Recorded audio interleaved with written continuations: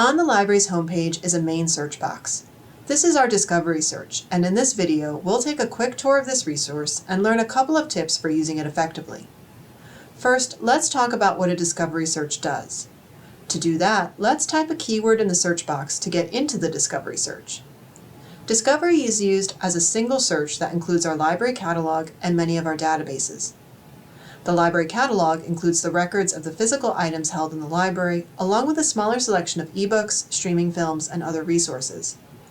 Since we're also searching the databases in Discovery, we'll find articles from magazines, newspapers, and academic journals, along with ebooks.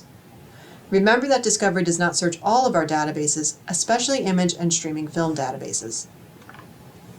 As we can see by this search that we did on the word wombat, it's very broad and brings back a lot of results. Underneath the search box, we can see a results filter named Source Types. When we click on this, we can see what types of sources have been pulled by searching this term. There's a couple of things that we can do to better use Discovery to find more relevant results. Firstly, because of the size of this search, we'll need to specify our research by adding keywords.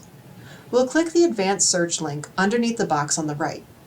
This gives us additional boxes to play around with our terms. Perhaps we want to research how the wombat has been used in children's literature. We're going to type several terms in the second search box: children, or juvenile, or adolescent. Like other databases, we use the OR operator between synonyms in case one word works better than another in Discovery. In the third box, we'll type the term literature. Now when we click on search, we have far less results.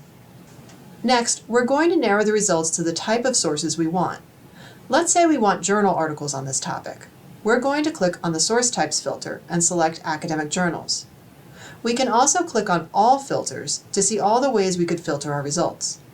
Just like other databases, we can click on the title of the result to get into the record, and we'll have ways to access the full text or request the full text using Interlibrary Loan, get the citation or send it to a RefWorks account, and get the link for this resource.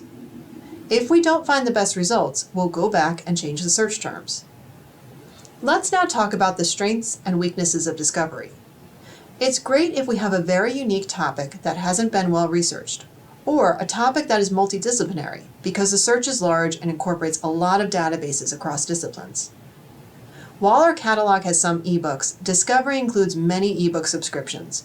So if we are looking for a book, it's worth searching Discovery and using the source type limiter to limit results to only books and ebooks. Lastly, it's the strongest and easiest way to find book reviews. Book reviews are articles published in academic and trade journals and are reviews of specific books by researchers and specialists in the field. If we are interested in using a book but want to see how others have reviewed it, we can search the title and then limit the source type field to reviews. We can also do a topic search and then limit to reviews. Because Discovery is trying to unify the search of many databases, we can lose some of the strengths of those individual databases. For example, the database JSTOR is a full-text archive, meaning when we search in the database for a term, we are searching the entire text of each source. This means that even if our search term shows up in a citation in the bibliography of an article, it will be pulled. This can be incredibly useful depending on the type of research we're doing.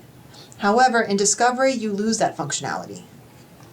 Discovery also crosses all disciplines, so if our research needs to stay within a specific discipline, let's say psychology, it can be hard to refine the results to just that discipline.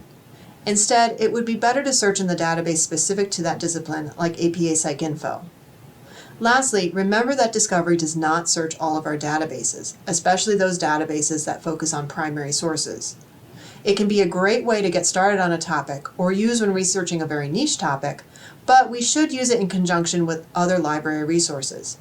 Many of these can be found in the library's subject guides that are directly linked from the library homepage. If you have any questions about Discovery, just ask a librarian.